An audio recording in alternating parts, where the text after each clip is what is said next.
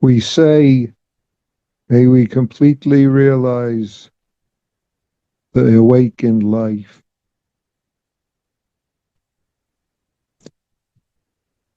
From the beginning, we are nothing but this. When you sit zazen, it's not a matter of grading yourself, thinking you're going to get something, thinking you're doing better or doing worse.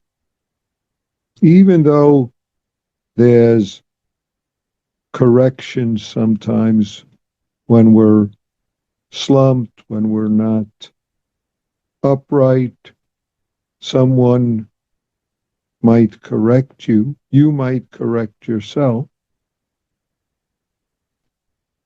Our practice is being who, what we always are. It's not about gaining something. And yet we tend to live in a world of gaining and losing, better and worse. Better and worse are just habits of mind, habits of being human. But if we believe them and entangle in them, then we make trouble for ourselves and for others. That person is a nice person. I like them. I don't like that other one. They've said, they seem to act. And we use our judgments to create difficulties for ourselves and for others. And we use them without knowing that we're using them, without seeing the consequences clearly, without knowing that the using such things might be useful if you're filling up a bag and have to know when it gets close to the top. If you're pouring water into a cup and when you're reaching the top, when you're boiling water on the stove and you have to turn it off or wait until it boils, or turn it off after it boils. Of course, those things are all useful and there's consequences. And if we think, believe, hold on to a story about our life and the life of others in terms of better or worse, then we fail to see what Zazen is. We fail to live the practice life that we are, and we fail to be the Buddha that we are, though we can't. Meaning we can't fail, and yet we can fail and cause consequences that are problematic. From the beginning, if you're a cold Buddha, just be cold Buddha. If you're a hot Buddha, just be hot Buddha. It's not going somewhere else, but it's being just where you are, which of course does not stop you from turning on the heat in the room. Excuse me. If the Zen center didn't turn on heat, it would be too cold to sit there. If we didn't turn on the heat in our house, we would have to pile on the coats. Or we'd be there and shiver. Or we'd even get problems because of how cold it is. Its practice is, if I say it in this way, being intimate as we are, not adding something else to the intimacy that we all are. And yet, unless we do it, unless we breathe in and breathe out, we are not breathing, despite the fact that we breathe in and breathe out. We miss our very breathing. We miss our very life, which is why, in one sense, Zazen practice is so necessary, and in another sense, it just gives us what we always have, what who we always are.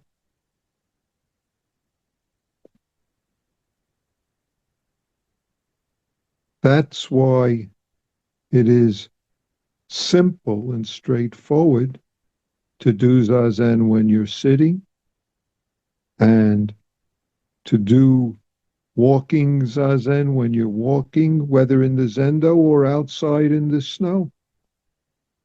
Driving Zazen when you're driving, and so on and so forth. Being who we are is what from the beginning practices, and yet,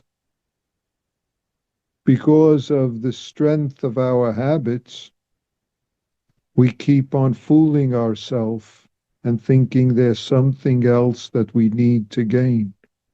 There's a problem that is truly a problem and I have to fix it. There are all sorts of things to fix. If you don't have gas in your car, it's not going to run. But when the gauge indicates that you're low in gas, you pull into a gas station as long as you have the money and there's one open, and you fill up the gas. Filling up gas is a filling up gas Buddha. Being stuck on the road when you ran out of gas is being a stuck on the road Buddha. Our willingness to be how and where we are blinds us to our life and also blinds us to what's called for to support us and enable us to be this without causing additional difficulties for ourselves and others. Additional difficulties because we react to what others say to us.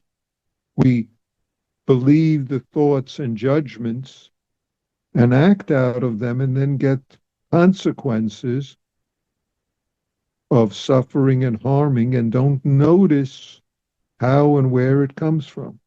So, Zazen is the ability to be intimate as our life is, as the life of the universe is. Being intimate, we begin to appreciate what the taste of our mouth is, what breathing in, breathing out is.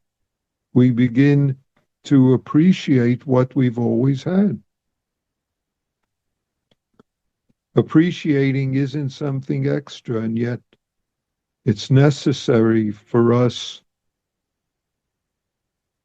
to do that when we miss it, to do Zazen when we miss Zazen, though we're not going to get a single thing more.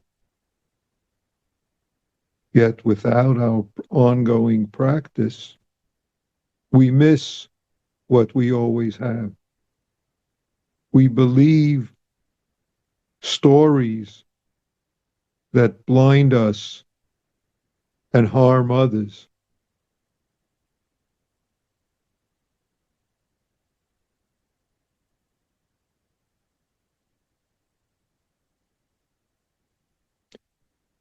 And we each has to do it for ourselves. What we read and hear are just encouragements and supports. Reading and hearing won't satisfy, just like